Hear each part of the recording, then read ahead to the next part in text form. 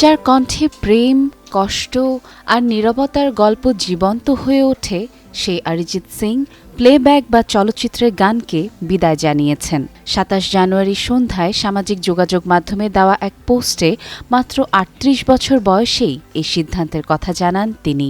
দীর্ঘ ১.৫ দশকের যাত্রায় শ্রোতাদের ভালোবাসা ও সমর্থনের প্রতি কৃতজ্ঞতা প্রকাশ করেছেন অরিজিৎ। তিনি লিখেছেন, সবাইকে ইংরেজি নববর্ষের শুভেচ্ছা।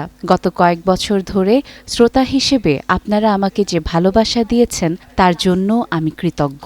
আমি আজ জানাচ্ছি যে প্লেব্যাক ভোকালিস্ট হিসেবে আমি আর কোনো নতুন কাজ গ্রহণ করব না। আমি এখানেই শেষ করছি। এটা ছিল এক অসাধারণ সফর।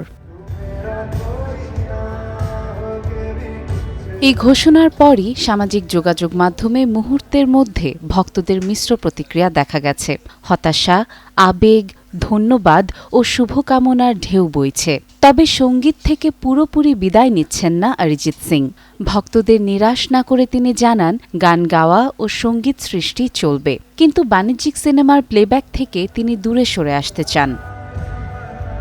ভবিষ্যতে নিজের স্বাধীন মিউজিক লেবেল ওরিয়ন মিউজিক এর মাধ্যমে স্বতন্ত্র সঙ্গীত ও সৃষ্টিশীল কাজে সময় দিতে চান তিনি। হাতে থাকা চুক্তিবদ্ধ গানগুলো শেষ করার পরও কিছু সিনেমায় তার কণ্ঠ শোনা যাবে, কিন্তু বাণিজ্যিক সিনেমার প্লেব্যাক থেকে সরে দাঁড়ানোর এই সিদ্ধান্তে স্পষ্ট অরিজিৎ সিং সঙ্গীত শিল্পী হিসেবে জীবনের এক নতুন অধ্যায় শুরু করতে চলেছেন।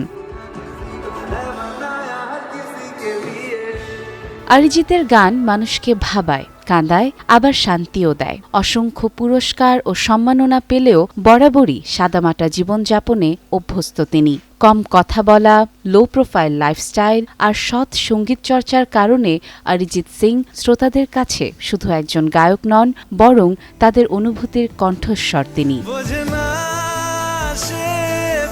সাদিয়া ইসলাম, টাইমস টুডে।